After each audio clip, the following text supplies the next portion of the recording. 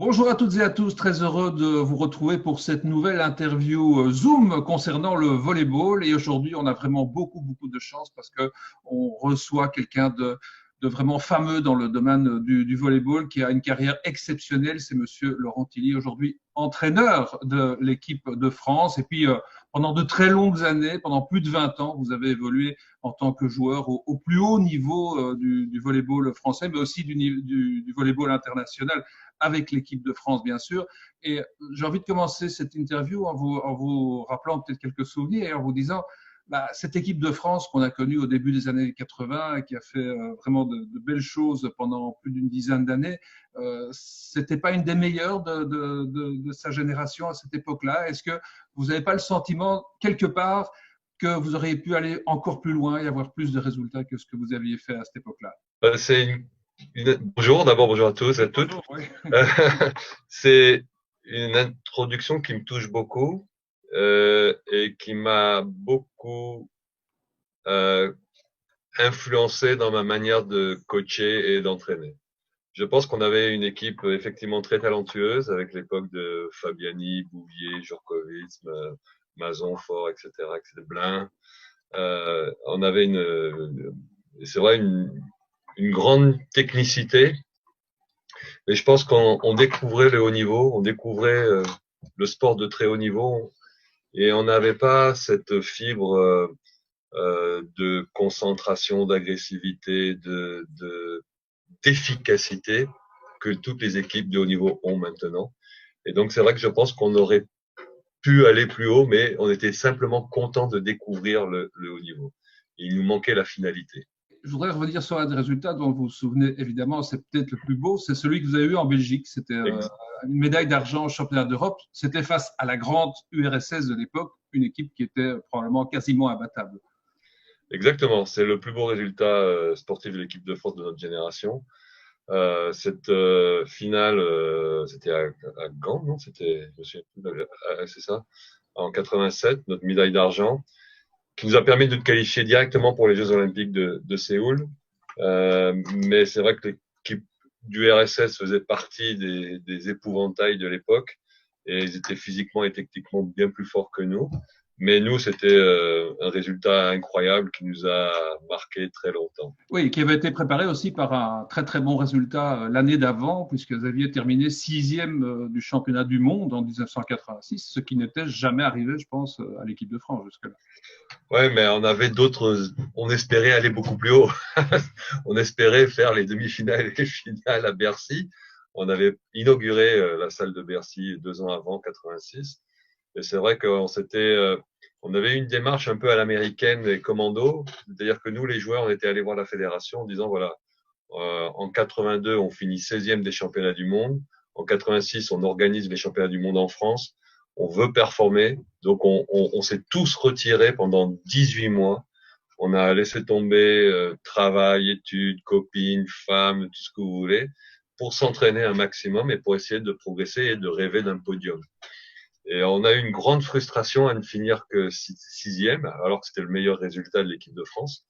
Mais ça reste vraiment au travers de la gorge. Et moi, c'est un résultat qui m'a marqué et que je veux, comme je disais en introduction, expliquer aux joueurs en disant qu'on peut toujours aller plus haut et qu'il faut vraiment une intention beaucoup plus ambitieuse pour réussir et monter sur un podium. Et dans cette bande de joueurs de très haut niveau de l'époque, vous étiez quel type de joueur, vous?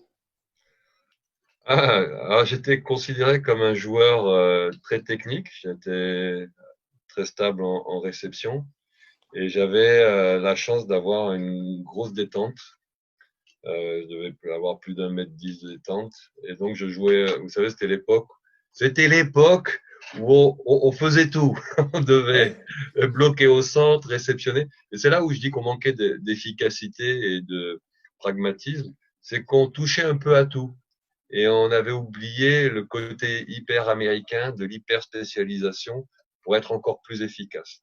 Et donc, moi, c'était un peu ce profil-là. C'était très technique, très physique, mais un peu touche à tout. Et alors qu'on aurait dû être un peu plus canalisé. Oui, il y avait beaucoup de très gros caractères dans cette équipe de France, je pense.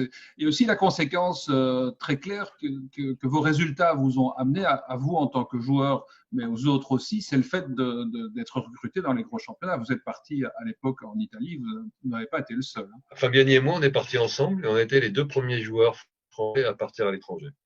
Voilà. Et bon, après, c'était dans le championnat italien qui était oui, à l'époque, à part avec le championnat russe, peut-être le championnat le plus fort. Et donc, c'est vrai que pour moi, c'était une sorte de bâton de maréchal, avec le Brésil, c'était une sorte de bâton de maréchal. Mais pour moi, c'était un besoin viscéral de ma part de sortir du cadre franco-français. Et je voulais me mettre dans la difficulté et je voulais me prouver que j'avais le niveau de jouer à l'étranger. Et c'est vrai qu'on a commencé après à s'expatrier. Mais il a fallu quand même attendre un petit peu de temps quand même.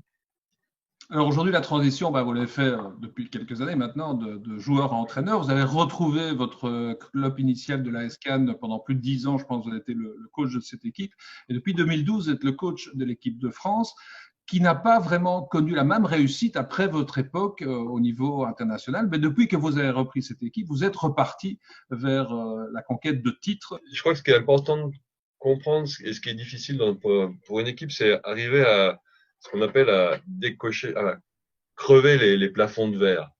Et c'est vrai qu'au début, on essaye simplement de se qualifier pour une phase finale. Après, on essaye d'avoir une médaille. Puis après, on essaye de monter sur la plus haute marche. Et ce sont des étapes qui sont des caps mentaux. Et nous, en équipe de France, on a fait, avant nous, avec moi, ma génération et les générations suivantes, on a fait des médailles. Mais on n'est jamais monté sur la plus haute marche. Et pour monter sur la plus haute marche, une fois qu'on monte sur la plus haute marche, on s'aperçoit qu'il faut sacrément de boulot, d'effort, de concentration. Et à la fin, un tout petit peu de chance quand même. Parce qu'il faut que tout s'aligne. Parce qu'on a des équipes de France ou belges ou allemandes, on n'a pas de marge de manœuvre. Parce qu'on ne s'appuie pas sur un grand potentiel de joueurs, on ne s'appuie pas sur des gabarits énormes, on ne s'appuie pas sur un championnat très développé. Donc, il faut qu'on réunisse beaucoup d'efforts et un peu de chance pour monter sur la plus haute marche. Et une fois qu'on est monté sur la plus haute marche, déjà, on vous regarde différemment parce qu'on vous dit, oh non, c'est pas qu'un podium, c'est, ah non, vous avez gagné la Ligue mondiale 2015, vous avez gagné la Ligue mondiale 2017, vous avez gagné les championnats d'Europe 2015 et on se requalifie pour les Jeux Olympiques de Rio. Là, on vient de se qualifier pour les Jeux Olympiques de Tokyo. Et donc, tout ça fait que, en fait, l'équipe, les joueurs, mais surtout les structures, les mentalités, s'habituent à vouloir monter sur les podiums et sur les plus hautes marches. Et en fait, il y a toute une culture, non pas que de l'équipe, mais une culture de l'environnement, de la ligue, de la ligue française, de la fédération française, des staffs, pour dire, OK, on est capable de le faire, on va essayer de le faire. Ouais, vous comprenez la différence, et je pense que le grand choc de cette nouvelle équipe, et c'est pour ça que c'est certainement cette équipe-là qui est la meilleure génération, c'est parce qu'ils ont réussi à monter sur la plus haute marche. Et donc, ils tracent la voie. Et pour moi, le plus grand succès, parce que vous dites effectivement qu'on a des hauts et des bas, mais malgré tout, on est quand même dans une certaine stabilité. Ça fait longtemps que l'équipe de France, depuis 2014, on est dans les 5-6 équipes mondiales, que ce soit sur les championnats d'Europe ou sur les championnats du monde ou sur la Ligue mondiale. Et donc, je crois que c'est en instaurant une stabilité dans le résultat qu'on va chercher après les médailles les plus hautes. On voit constamment dans l'évolution de l'équipe de France qu'il y a de nouvelles têtes qui arrivent, qui apparaissent, de nouveaux jeunes talents qui n'étaient pas dire en première ligne. Comment se passe l'intégration? Quand je suis arrivé en équipe de France, il y avait une équipe A et une équipe A'. Vous avez un programme pour les A, les confirmés, et un programme A'. Et moi, quand j'étais entraîneur de club à l'AS Cannes, on n'avait pas trop d'argent. Donc, j'allais surtout voir les A' pour voir qui je pouvais prendre, intéresser. Et j'étais choqué de voir le manque de motivation des joueurs qui étaient en A'. parce qu'ils s'estimaient lésés, ils estimaient qu'ils devraient être en équipe de France A, et ils n'acceptaient pas d'être en A'. Et donc, la fédération dépensait de l'argent pour un programme qui n'était pas très intéressant. Donc, moi, ce que j'ai fait, quand je suis arrivé, j'ai supprimé ce programme A'. Par contre, j'ai mis un camp de base, un camp d'entraînement ouvert à tous les joueurs français qui désiraient s'entraîner pendant une semaine, 15 jours, un mois. Le programme durait un mois et demi, ça dépendait. Et il suffisait que vous disiez, bah voilà, moi ça m'intéresse, je suis à Ajaccio, à Paris, je m'entraînais. Ok, tu viens, tu payes ton voyage, tu payes ton hébergement, nous on te paye que le repas et les entraîneurs. Et donc j'ai mis au niveau de ce système-là le volontariat. Parce que quand on est volontaire, on accepte plein de choses. Ça a été incroyable la qualité des entraînements qu'il y avait dans ce camp. Et donc, au bout d'un an, alors la première année, on n'avait pas beaucoup de joueurs. Deuxième année, ça commençait à me prendre un peu plus. Et après, c'est devenu mon réservoir de joueurs de l'équipe de France. Ils faisaient que s'entraîner entre eux, faire quelques matchs amicaux, mais ils me démontraient à moi qu'ils avaient envie d'intégrer et envie de progresser. Parce que ce qui est important pour moi, c'est la motivation. Obliger les joueurs à venir, ça sert à rien. La plus grande satisfaction, ça a été la qualification pour les Jeux Olympiques à Berlin en janvier, où on se qualifie avec Jean Patry, qui est très jeune, qui a remplacé Boyer au pied levé, mais pas vraiment au pied levé, parce que ça fait 3 ans qu'il est déjà avec moi en équipe de France. Brizard, pareil, Loiti et Chineniez. C'est 4 joueurs majeurs qui étaient en demi-finale et en finale et qui nous ont fait gagner. Parce qu'en fait, ils ont eu la patience d'être avec nous en équipe de France depuis 3 ans, 4 ans, et de s'intégrer tout doucement. Et ils ont réussi à intégrer la pression.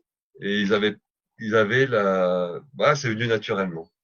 Et il faut avoir, en fait, c'est ça qui est dur, c'est qu'il faut avoir la patience de pas forcément avoir toujours des résultats, mais d'intégrer les jeunes et à un moment donné, ils vous le rendent. Là, quand vous êtes sur le terrain, là, on a parlé de la préparation, du recrutement, mais à un moment, on est avec 7 gars sur le terrain. Et je pense que vous avez dit, dans ce cas-là, je suis comme un revolver avec un barillet, dedans, il y a 6 balles. Ça veut dire quoi? C'est plus pour l'intégralité de mon passage avec l'équipe de France. Je pense qu'en tant que personne, les joueurs vont m'écouter, mais je vais avoir des moments importants dans mes années en équipe de France, où il va falloir que je me fâche, où il va falloir que j'arrondisse les angles, etc. Et je crois que, c'est mon idée, hein, j'ai 6 coups. Et quand je tire une balle, quand je tire un coup, quand je choisis d'avoir un comportement ou une action dure, je sais que une fois que j'aurais eu ce comportement-là, je ne pourrai plus l'avoir une deuxième fois ou une troisième fois. Parce qu'il n'y aura plus le même impact. Et donc, en fait, ce que je voulais expliquer, c'est que je fais très attention aux mots, je fais très attention à mes crises de colère, je fais très attention à mon comportement et à mon attitude, parce que je sais que ça peut lasser, et je sais que pour surprendre, j'ai que 6 coups dans mon revolver. Pour revenir sur l'évolution de l'équipe de France, bon, je l'ai dit, vous êtes à la tête de cette équipe depuis 2012. C'est quand même assez rare aussi de voir un coach qui reste aussi longtemps. C'est pas exceptionnel, mais c'est rare.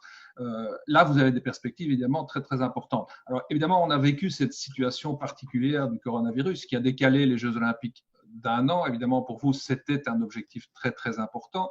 Il y a quelques semaines, on avait reçu votre collègue Vitalainen, que vous connaissez certainement. Très bien.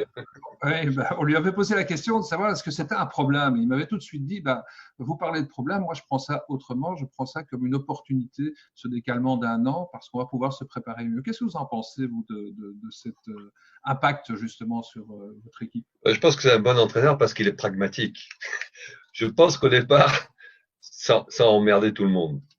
Et on a pris un coup sur la tête. Mais face à cette situation qu'on ne peut pas changer, on est obligé de s'adapter.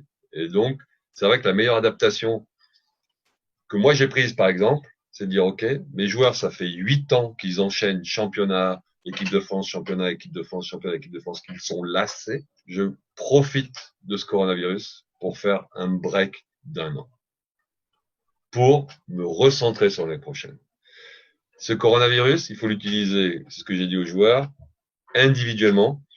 Faites tout pour pas l'attraper. De toute façon, c'est obligatoire.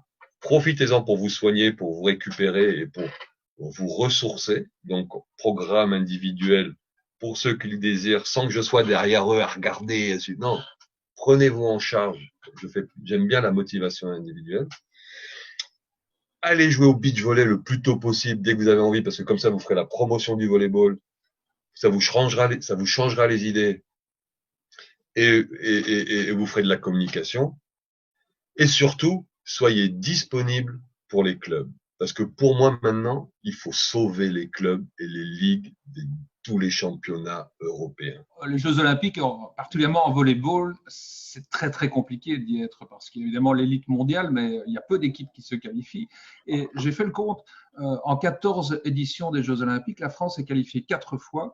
Vous les avez fait 2 fois en tant que joueur et 1 fois en tant qu'entraîneur sur ces 4 fois.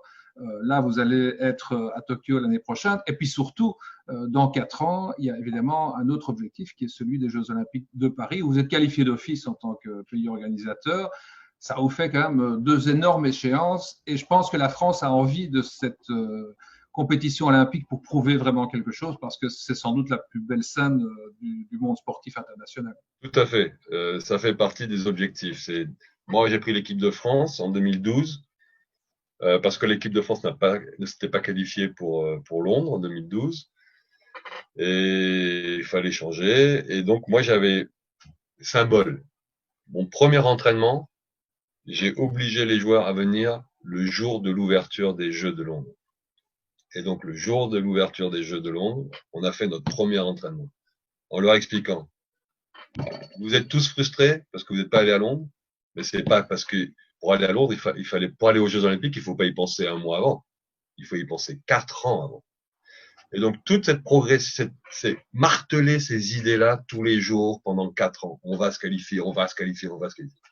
Donc, il y a eu cette progression, premier objectif de se qualifier pour Rio, pardon.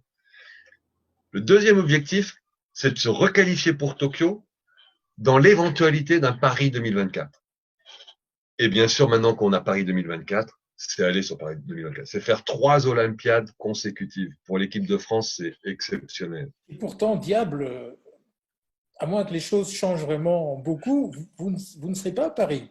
Vous allez quitter la Maison Bleue bientôt. Ce sont mes 6 balles, mon barillet à 6 balles. J'ai peur que ce soit trop long pour moi et je ne voudrais pas perdre la dynamique de l'équipe de France. L'équipe de France est plus importante que ma propre ambition à ce niveau-là. Autant je pense que Tokyo, il n'y a pas de problème parce qu'on est sur cette dynamique-là.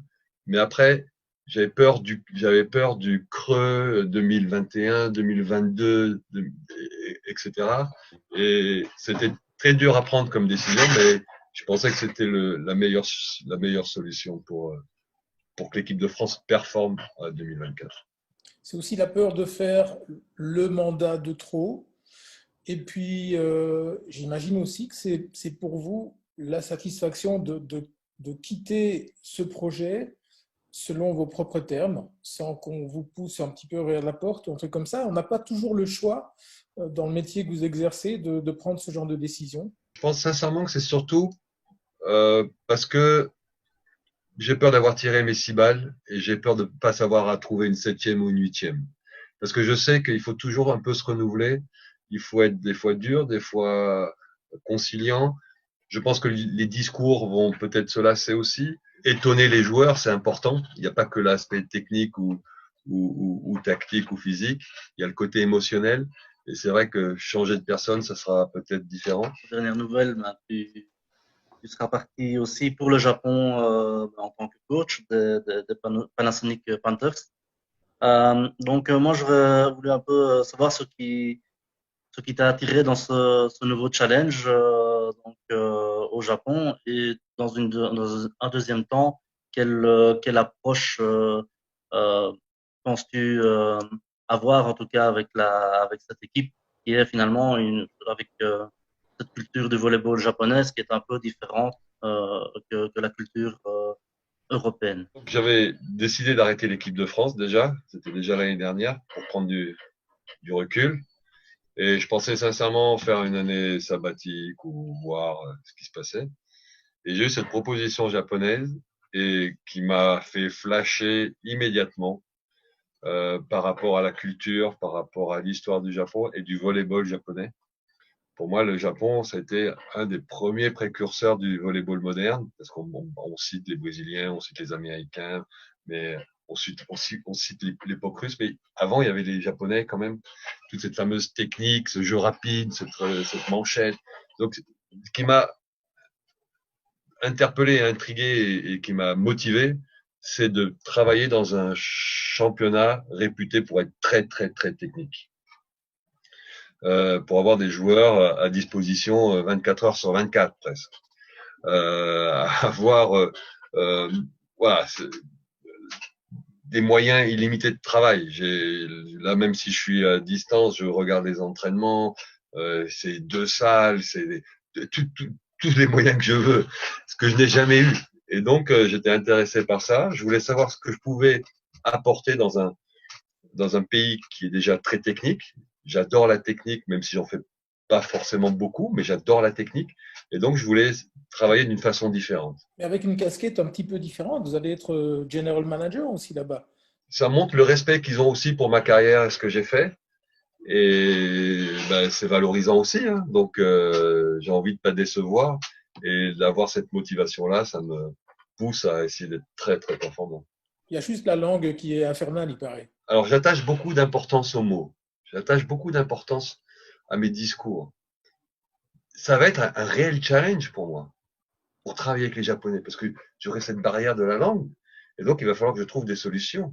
Donc, c'est super intéressant comme job. Sportivement, ils sont différents aussi. Je crois qu'ils ont une grosse barrière, c'est le physique, la taille et le travail physique. Donc, c'est une des premières choses que j'ai voulu faire, c'est contrôler le travailleur, le préparateur physique. Je pense qu'ils travaillent trop dans la durée. Ils ont besoin d'être plus à l'européenne et au monde moderne du volleyball. C'est très intense, avec des entraînements plutôt courts, avec beaucoup d'intensité, vraiment d'intensité et de force maximale. Donc, je vais essayer de changer ça, je pense. Après, je suis sur les entraînements que je peux voir pour le moment. Ils font beaucoup de techniques, mais ils touchent beaucoup, beaucoup de ballons. Mais parfois, c'est trop. Donc, il faut calmer les rythmes. Il faut donner de l'intention. La technique qu'on fait maintenant, bah, si je fais le parallèle avec mon équipe de l'équipe de France 85-86, c'est qu'on faisait beaucoup de technique et très peu de jeu. Donc en fait, notre but c'était d'être bon techniquement, mais il nous manquait l'essentiel, le jeu. Tout le volleyball moderne maintenant, c'est quoi? C'est le jeu dans lequel vous adaptez votre technique pour être efficace. Et donc la technique ne devient pas un objectif, mais la technique devient un outil. Vous mettez en situation de jeu, et c'est pareil pour les jeunes et pour les très jeunes. Si vous mettez en situation de jeu, on a des problèmes en réception parce que le service vient très vite ou parce qu'il est flottant. Donc, on va essayer de développer une technique ou une tactique adaptée. Pareil pour le bloc, pareil pour l'attaque, etc. Et donc, les Japonais sont encore à l'opposé. Ils font d'abord de la technique pour de la technique et après du jeu. Et moi, je voudrais réinverser ça, ce qu'on fait actuellement pratiquement dans tous les pays, dans toutes les ligues, dans tous les clubs, dans tous les championnats. Est-ce qu'il y a un secret, Kili, dans la réussite du coaching? Qu'est-ce qui vous caractérise le plus? La première qualité pour vous définir? Nos limites. J'ai horreur des joueurs qui se mettent des c'est pas possible, mais si, mais j'ai une raison. Non, nos limites, nos excuses, pas d'excuses, pas de limites, pas d'excuses, 100%. Avec ça, vous allez sur le haut niveau. Et moi, la dernière chose qui est plus importante que la réussite, qui est mon fil conducteur, mon motto, c'est contrôler l'attitude des joueurs. L'attitude du joueur qui est comme ça, qui a les bras basses, la tête basse, qui est guerrier, l'attitude. Parce que je pense qu'en contrôlant l'attitude corporelle du joueur, on va pouvoir contrôler son mental, on va pouvoir contrôler sa concentration, on va pouvoir contrôler son envie, on va pouvoir contrôler sa détermination. Et ça, pour moi, je ne regarde que l'attitude. Est-ce que le joueur a fait l'effort pour réussir? Est-ce que le joueur avait l'attitude d'un joueur concentré pour réussir sa réception? Oui.